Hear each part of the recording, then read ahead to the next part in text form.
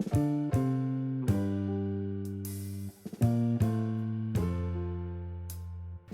friends, welcome to Cutie Vlogging.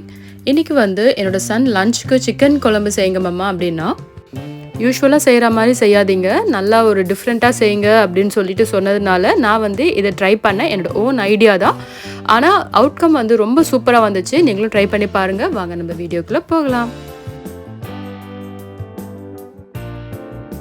First ஒரு நல்ல திக் பேஸான கடாய் எடுத்துக்கோங்க. ஒரு 2 to 3 டேபிள் ஸ்பூன்ஸ் ஆயில் ஊற்றிக்கோங்க.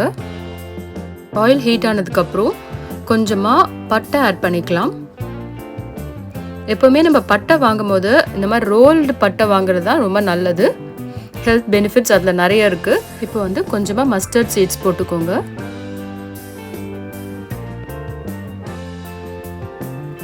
கடுகு நல்லா பொரிஞ்சதுக்கப்புறம் 1 ஸ்பூன் சோம்பு ஆட் பண்ணிக்கலாம்.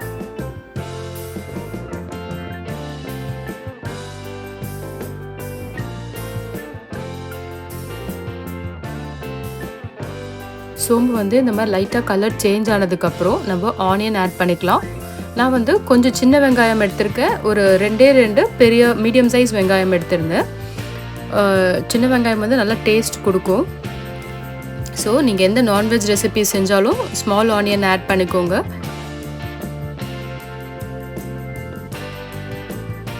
ஆனியன் வந்து சீக்கிரமாக குக் ஆகணும், ஈவனாக குக் ஆகணும்னா கொஞ்சமாக சால்ட் ஆட் பண்ணிக்கோங்க. சால்ட் ஆட் பண்ணிவிட்டு நல்லா இந்த மாதிரி சொட்டே பண்ணி விட்டுக்கோங்க. இந்த ஆனியன் வதங்குற இந்த டைமில் நம்ம இஞ்சி, பூண்டு, தக்காளி இந்த அளவுக்கு எடுத்து நம்ம அரைச்சி வச்சுக்கலாம்.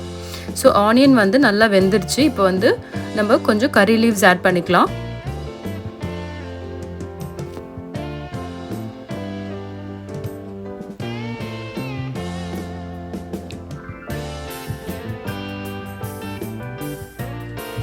இந்த அளவுக்கு வதங்கினதுக்கப்புறம் நம்ம அரைச்சி வச்ச இஞ்சி, பூண்டு, தக்காளி இதை வந்து நம்ம ஆட் பண்ணிக்கலாம்.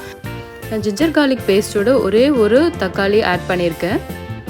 ஏன்னா ஜிஞ்சர் கார்லிக் பேஸ்ட் நம்ம சாட்டே பண்ணும்போது அது ஒட்டாது. ஸோ வந்து ஒரே ஒரு தக்காளி நான் எப்போவுமே ஆட் பண்ணிப்பேன் ஜிஞ்சர் கார்லிக் பேஸ்ட் அரைக்கும் போது.